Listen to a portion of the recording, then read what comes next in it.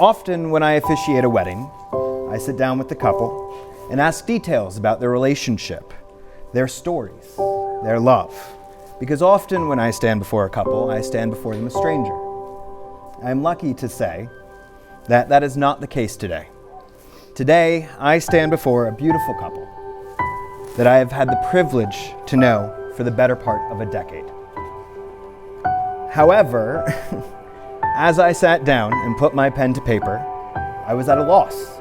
I realized for the first time I didn't know the story of how Corey and Tessa met. I mean, I knew they met in high school, but how? What happened exactly?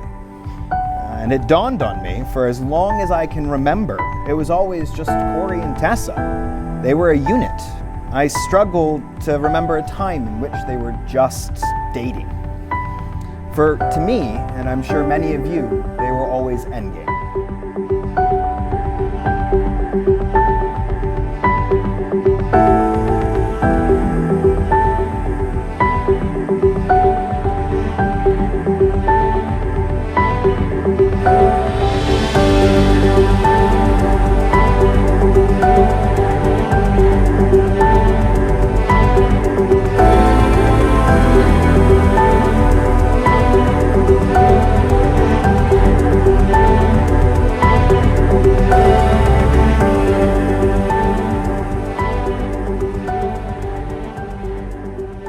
Your 6 years together have been quite an adventure, filled with beautiful moments, grand romantic gestures, from the moment you fell in love. For Corey, it was when they went to the aquarium together, and Corey turned and looked at Tessa, smiling, and just knew she was the one. For Tessa, it was after their first date. She woke up the next morning to a text from Corey, and she thought to herself, "This is the man I'm going to marry."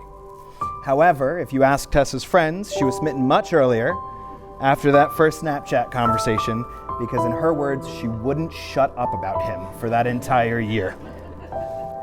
Never forget that your love is work, a work of art, a beautiful creation. It will be an ongoing pursuit, dynamic, ever-changing, fresh. May your love forever challenge, delight, and inspire you as the most beautiful works of art do. United, may you discover new subtleties in your partnership, your unending collaboration.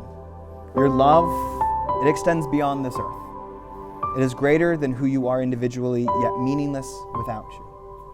It is more powerful than your past, but more importantly, it is the foundation of your future.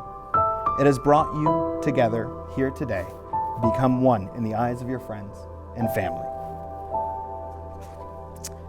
Tessa, do you promise to give the best of yourself and to ask Corey no more than he can give? To share with Corey your time and attention, to bring joy, strength, and imagination to your relationship, to keep yourself open to Corey, to let him see through the window of your world into your innermost fears, feelings, secrets, dreams, to grow along with him, to be willing to face change in order to keep your adventure alive. Do you promise to be a partner and equal in all things, to love him in good times and bad, completely and forever? I do. Corey. It's the same thing, you don't have to be worried. Do you promise to be a partner and equal in all things, to love her in good times and bad, completely and forever? I do. By the power vested in me, I now pronounce you husband and wife. You may kiss each other.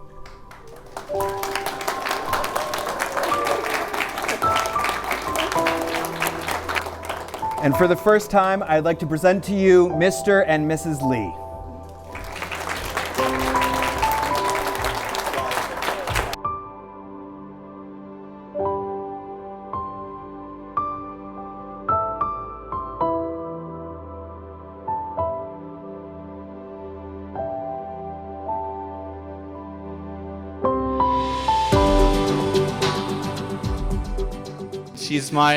She's my sister.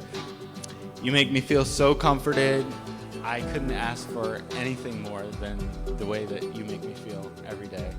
And Mom and Dad can attest to this. I used to say that I probably wouldn't have been born if you were born first because, you were a bit of a handful, especially when you learned how to say the word no when you were like 2 years old. You said it a lot.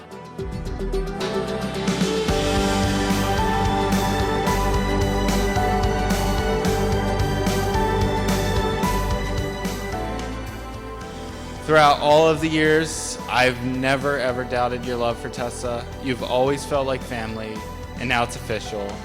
You make her smile more and more each day, and that's all I could ever wish for her. And you've always been like the brother I never had. Your interactions speak so true of your natural connection. You guys, you're more than soulmates. You're twin flames. So cheers to a lifetime of happiness and adventures. Everybody raise your glass. Here is to Tessa and Corey. We love you. Cheers.